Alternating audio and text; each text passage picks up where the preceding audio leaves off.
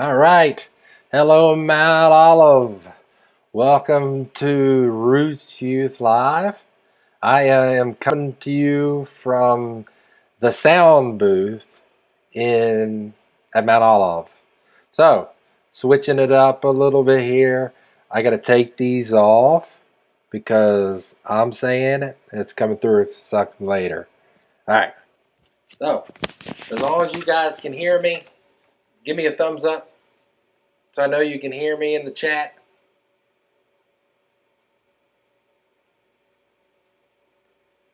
Can you hear me? I know I'm about 13 seconds behind you guys. Want to make sure you guys can hear me. All right. Anyhow, hopefully you can. It looks like the sound is coming through. So, welcome. Welcome to Roots Youth Live from the media room. Some of you have been in here back when it didn't have a window and you climbed up in here for sloth or murder. This is where you guys like to hide. Now it's all locked up. Using the big computer today. Hopefully Michael doesn't kill me. But my laptop's just not quite fast enough to run what I want it to run. But welcome. Miss you guys. I wish like crazy we could be here at church playing Yabba-Gag and all the games we do play. But I do have a game for us today.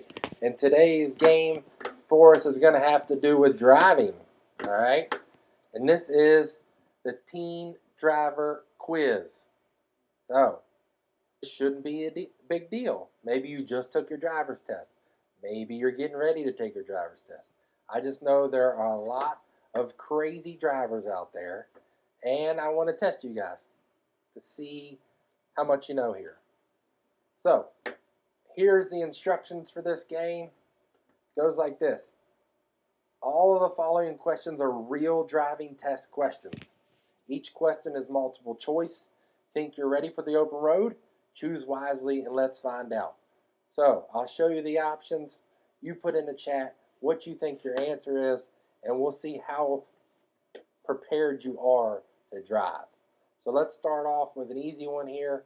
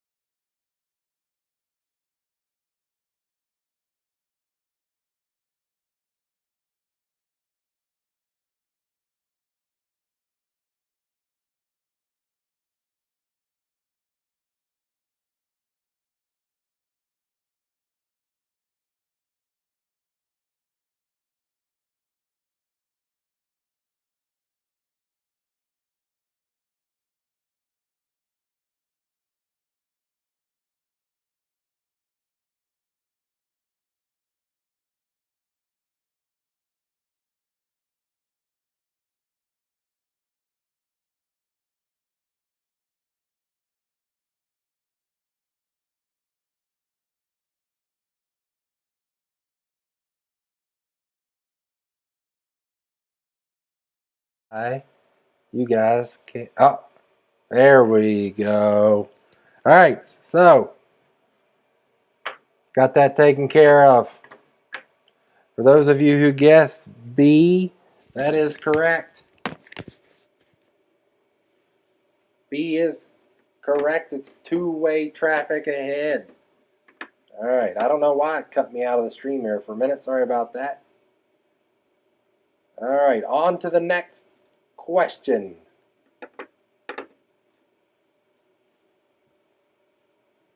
While driving, when must you turn on your headlights? Oh, this is a good one. When must you turn on your headlights? While driving, when must you turn on your headlights? You're probably going to hear that in the echo. What do you guys think?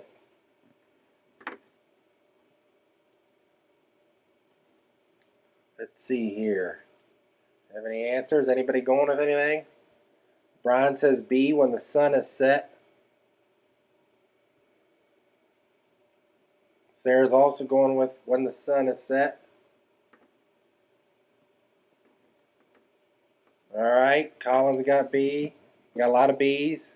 Kendra's going with when you're done secretly following someone. Yes, when you're done secretly following them, it's time now to turn on your lights. Let's see what the answer is. It is B. As funny as D would have been, it's when the sun has set. So when the sun has set is when you're supposed to turn on your headlights. All right, on to the next question. What does this sign mean? This is an important one. This is an important one. Gotta know this. There's a lot of people in Harrisonburg, especially at the Martins Light, that don't understand what this sign means. So hopefully we can educate some people. All right, some decent no U-turns. Personally, I like the repent or perish. I think that's what it should be. But all right, D, a lot of D's. That's a secret I'll never tell. D, a lot of, all right, let's see what the answer is. Let's see if everybody's right.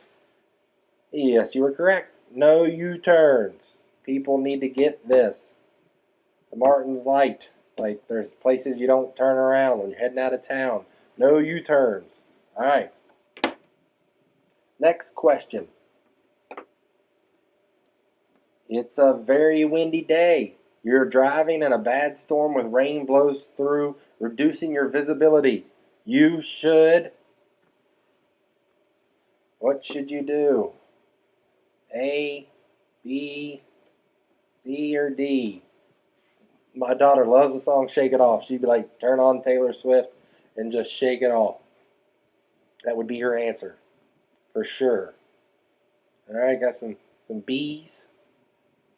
Brian coming through with the B. What else we got? More B's. A lot of B's. Peyton goes with C. Turn on your headlights. Sarah's going with D. Has shake it off. Like I said, that's what Nora would do. Man, a lot of B's. A lot of B's. I think you guys are going to be surprised that it's actually C. Turn on your headlights. So, turn on your headlights. I would have thought it would turn on your hazards too, but it looks like it's turn on your headlights. I'll have to look that one up when we're done. All right, next question. There is no crosswalk, and you see a pedestrian crossing the road ahead. You should.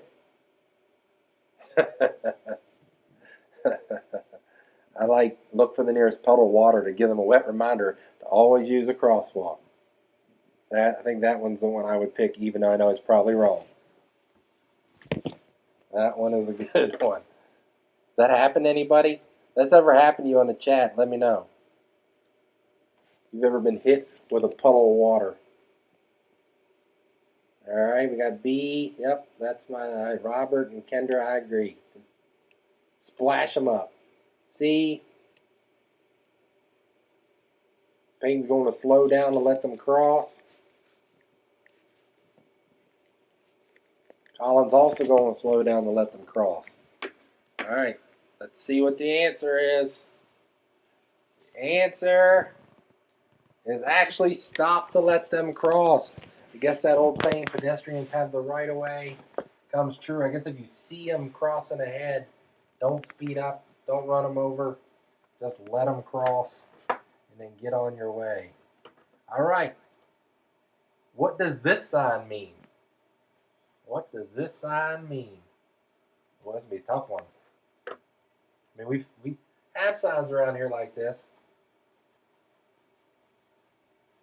So let's see if anybody gets this one. What does the sign mean? I wish I could do C, just lose weight. Not the road, but me. So that'd be great if we got those signs at our house. Cheyenne accidentally splashed someone. All right, Robbie says D. John's saying D. Sarah's saying D. And everybody's jumping on that wagon. Weight reduction. D. D. All right, let's see if you're right. Yes, you are right. It is D. There's a narrow bridge ahead. Like I said, we have those signs around here. So, all right, very important one. This next one everybody needs to remember. What does this sign mean? What does this sign mean? Preferably, I like there are zombies without feet ahead. It's a pretty good one. Never really thought about that. There's no feet on these round-headed humans. What is this one? A, B, C, or D? Got an A, got a B, got an A. Peyton got an A. Brian with an A. A lot of A's coming through. Said this is an important one. Everybody needs to know this one. Let's see if the A's got it. Yes, they do. There is a school zone ahead. That one's an important one to know. You don't want to hurt anybody, and a ticket going through a school zone is outrageous. So you certainly don't want to get a ticket going through a school zone. All right, next question. The traffic light you're approaching is flashing yellow. What should you do? Pull over and see what Morse code the traffic light is spelling out. I know a lot of us on here probably are like, if I see it blinking yellow, doesn't that mean smash the gas? Doesn't matter right now. What do we do if we see a flashing stoplight? B. Hayden saying proceed with caution. B. We got a lot of B's coming through. Robert Florida. Yeah, that's what I do. B. B. A lot of B's. Let's see if the B's have this one. Yes. Proceed with caution. You certainly do not floor it. That is probably not a good way to go about it. You probably hurt somebody pretty bad, but you know, what do they say, YOLO? That is teen driver quiz. I don't think Colin did too bad. I mean, I think he might have passed. I mean, I don't know. There were some questionable answers in there that, you know, got me a little worried. But so you guys learned a little bit something about driving today, hopefully. Maybe you learned something about a sign you didn't know, or what you're supposed to do when pedestrians are crossing the street. I enjoyed all the chat. It's good to see everybody on there, talking it up and having a good time. Just wanted to remind everybody about the Zoom game night we're going to have again Wednesday at 6:30.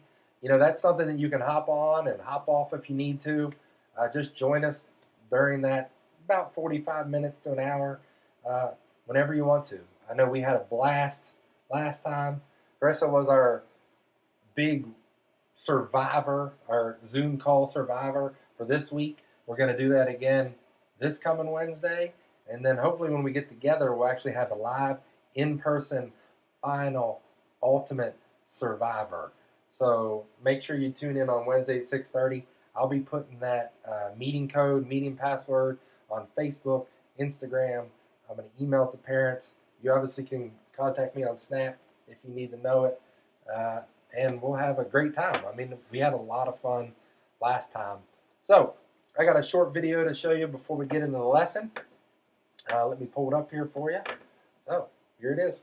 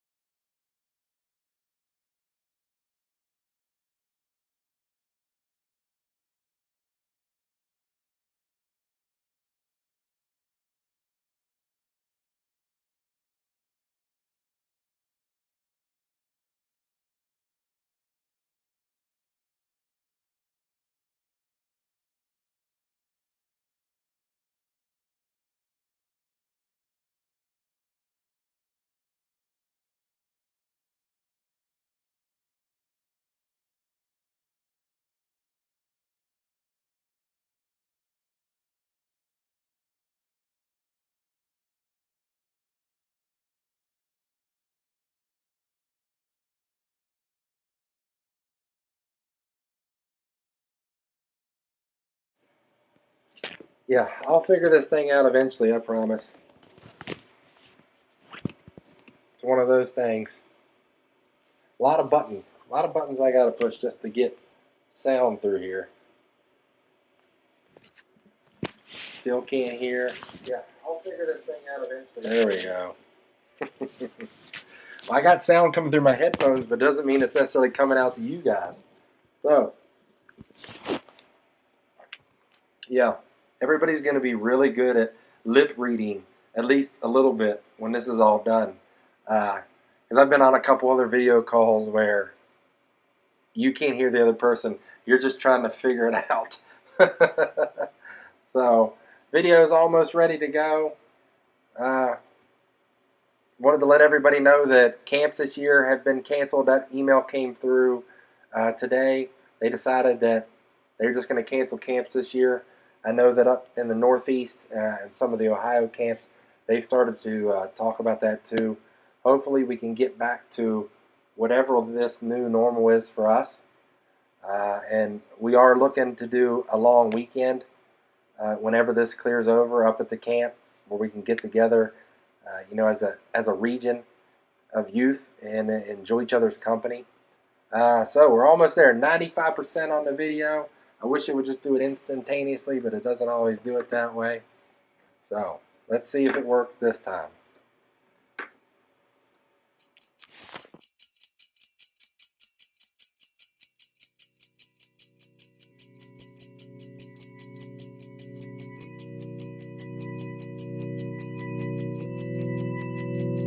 We're in a race against time, where the ticking tocks of the clock are looming close behind. Life is short and time is swift, and by the time that we realize that time is a gift, we have missed out on time's preciousness.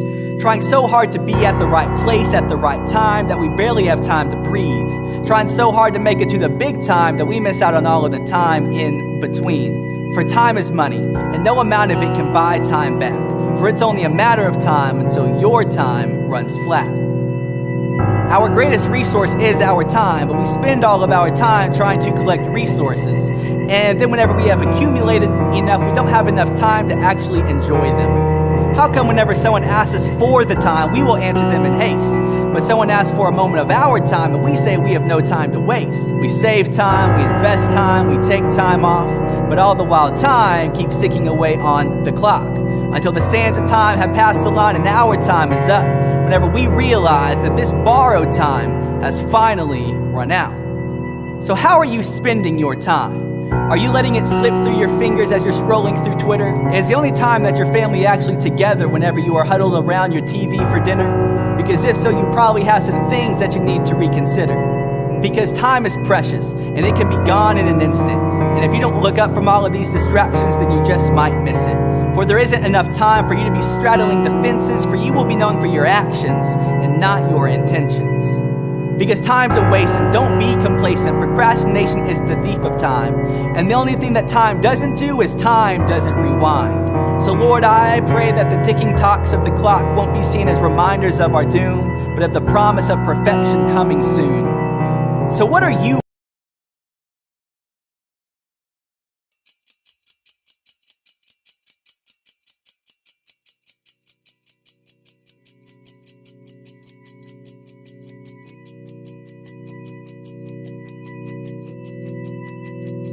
We're in a race against time, where the ticking tocks of the clock are looming close behind. Life is short and time is swift, and by the time that we realize that time is a gift, we have missed out on time's preciousness. Trying so hard to be at the right place at the right time that we barely have time to breathe. Trying so hard to make it to the big time that we miss out on all of the time in between. For time is money, and no amount of it can buy time back. For it's only a matter of time until your time runs flat. Our greatest resource is our time, but we spend all of our time trying to collect resources. And then whenever we have accumulated enough, we don't have enough time to actually enjoy them. How come whenever someone asks us for the time, we will answer them in haste? But someone asks for a moment of our time, and we say we have no time to waste. We save time, we invest time, we take time off, but all the while time keeps ticking away on the clock until the sands of time have passed the line and our time is up. Whenever we realize that this borrowed time has finally run out. So how are you spending your time? Are you letting it slip through your fingers as you're scrolling through Twitter? Is the only time that your family actually together whenever you are huddled around your TV for dinner? Because if so, you probably have some things that you need to reconsider. Because time is precious, and it can be gone in an instant. And if you don't look up from all of these distractions, then you just might miss it. For there isn't enough time for you to be straddling the fences, for you will be known for your actions and not your intentions. Because time's a waste, and don't be complacent. Procrastination is the thief of time. And the only thing that time doesn't do is time doesn't rewind. So Lord, I pray that the ticking clocks of the clock won't be seen as reminders of our doom, but of the promise of perfection coming soon. So what are you going to do? How are you going to use this gift of time that has been graciously given to you? Because Christ didn't die for you to not bear fruit. He had nails in his wrists, a sword in his side, so that you could deeply grow roots, so that we could relentlessly pursue a life worth living and time worth giving. So how are you spending your time?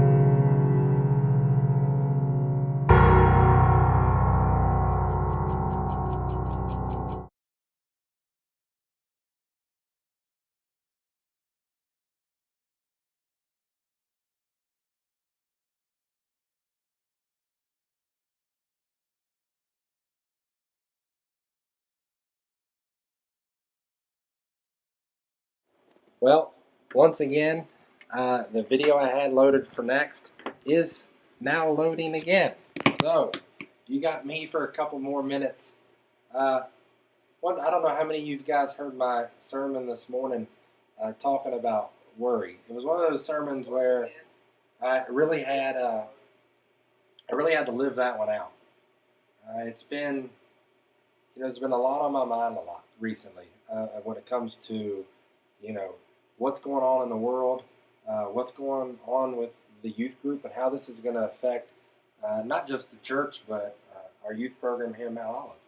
Like, I want to stay connected to you guys. I know digitally it's a little bit different, and so I've been worrying about it. It's one of those things that I've been thinking about, like, how do I kick this thing off when we get back? How do I keep people excited and energized about it? And when I was putting this sermon together for today, it kind of went along with the lesson that I have planned for you guys today. But God kind of said, listen, I got this. A lot of times we depend on our own strength. We depend on our own charisma. We depend on, our teams. We depend on all these things that so often don't always pan out. And God, over the past couple of weeks with my preparing, finally came to me and said, listen, it's nothing you need to worry about it. Worrying about it isn't going to take away a day that we're apart. Worrying isn't going to change someone's life. Keep on doing what you're doing and what God has called you to do. And I think it's a lesson for each one of us. God has called each one of us to something different during this time. We're in a time period in our culture that we've never experienced before. And that opens all sorts of doors for us to be able to branch out and experience new things, to maybe be a little bit more active with our faith on social media. Maybe that means to be a little bit more active in our prayer life. Maybe that means starting a Bible study. And that you can do that on Zoom. You can have up to 10 people on a Zoom call. And you can have more if you want to pay for it, but 10 is a good-sized Bible study. He began to open my eyes to the many things that we are doing, like this. This is something we've never done before. I mean, Shorts and Shorts were pre-filmed videos I made, a week in advance. This is live streaming out to all the people in Facebook land and YouTube land and Vimeo land. And so I just wanted to encourage you guys with that, to let you know that you're not alone, and that it's okay to have some of these thoughts, but to know that God's got this whole thing under control. And so, I probably got, let's see, this is a 60%. So I'm gonna play just a little music, and then when the video is ready to go, I'll play that for you guys. It shouldn't be very much longer. But I just wanted to tell you all that. speak a little bit of live truth before we play this youth lesson.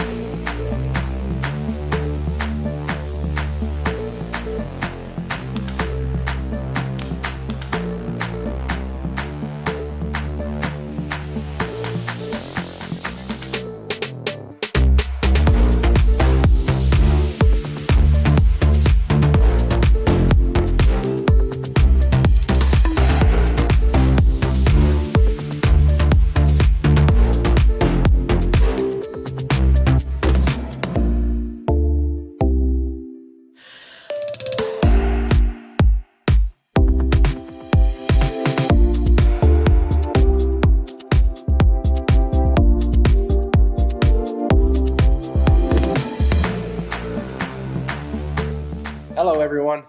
It's great to be together digitally, even though we can't be together physically quite yet. The meeting again on Sundays at church. So I came in here to try if they're good enough. All right, ready? You should buy some stocks. because then at least you would have some company. Up or a thumbs down emoji and let me know. A joke writing genius according to the feedback. Okay. A pastor and a rabbi walk into a bar. Although I'm not sure that one will work once we get back together. Anyway, rank that. Go. I'm sure many of us have found a little extra time on our hands since this quarantine started. I've clearly been working on my joke telling. I might need a little more work, but I'm sure many of us are asking, what can I do at a time like this? How can I embrace the changes? I've had one of our amazing Roots leaders film a short video of her talking about a time when she was put in a situation where she had no idea what to do. Go ahead, Cheyenne. So while I was in Peru, one day, me, Rebecca, and the kids decided to walk to the school just to see what was going on. It was about a 2-mile walk. Some of the kids had bikes, others were just walking.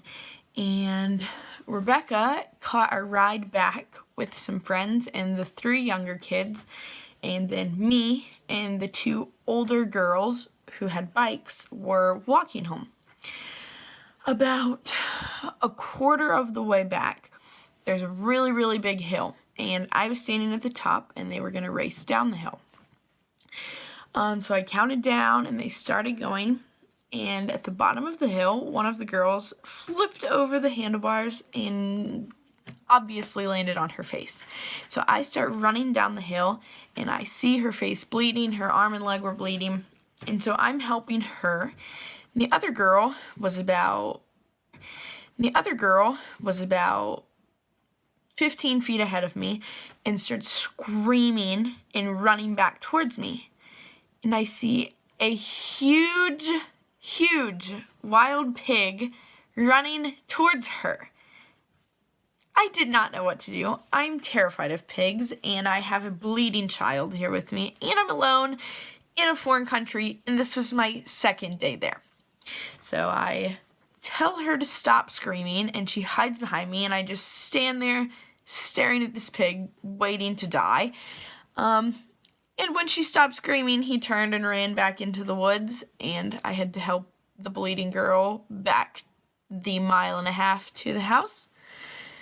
Yeah, I really had no idea at all what to do during that situation, and I thought that I was going to die in Peru by getting eaten by a pig. Thanks, Cheyenne. Give her a hand clap emoji in a chat for doing that for us. Just like Cheyenne, we're trying to learn what this new reality means for us. So I want to both challenge you and interact with you on a few ways to live in this temporary situation and embrace the change. I think the first thing we need to do is redeem the time. God has made you for more than just sitting around the house. He's made you to be productive and to do things. It may feel like everything around you has stopped, from sports to hanging out with friends. All of a sudden, your schedule seems free with lots of time on your hands. Ephesians 5:15-17 says, "Be careful then how you live, not as unwise, but as wise, making the most of every opportunity, because the days are evil. Therefore, do not be foolish, but understand what the Lord's will is." This passage from Ephesians instructs us to make the most of every opportunity. Another translation says we are to redeem the time. Let's think about this together. What are some things you're doing to make the most of this opportunity? Comment in the chat and let me know. I know for me, I'm able to put together more videos and lessons like this so we can connect, but also so those who may not attend youth can connect and become part of the Roots Youth digital family and be a part of what we're doing. I'd love any ideas from you guys about videos I could do, or maybe you could do if that's something you're good at. Let me know. I'd encourage you to use this time you have to do something great. In other words, be productive even in this time of living in a new reality. Here are some ideas on how you can redeem the time and make the most of every opportunity. Take walks. Seriously, there is something about being in God's creation that helps to clear your mind and re-energize you. You can work out. Whether you're a CrossFit junkie or just like to go for an occasional run, this could be a great season to get those endorphins pumping at home. Lord knows I could use it. Start a prayer journal. On the left side, write down your prayer request. On the right side, write down when they're answered. You may have never done something like this before, but God still answers prayers in the middle of a global pandemic. Make your own bucket list.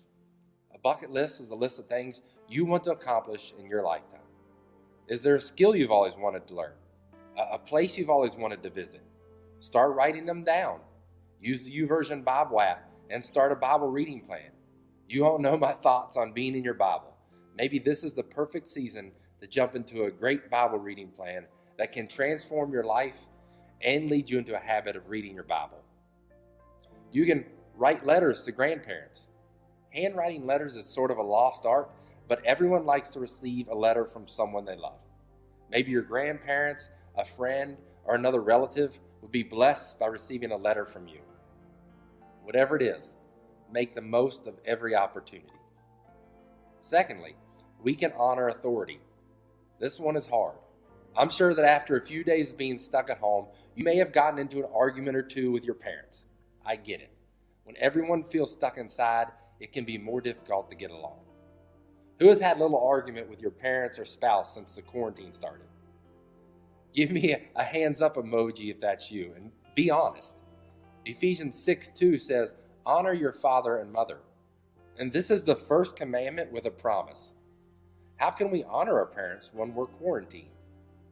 One way is to show grace.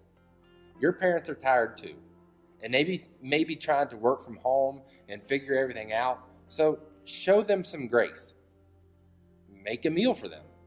I'm betting that your parents have made you thousands of meals throughout your life.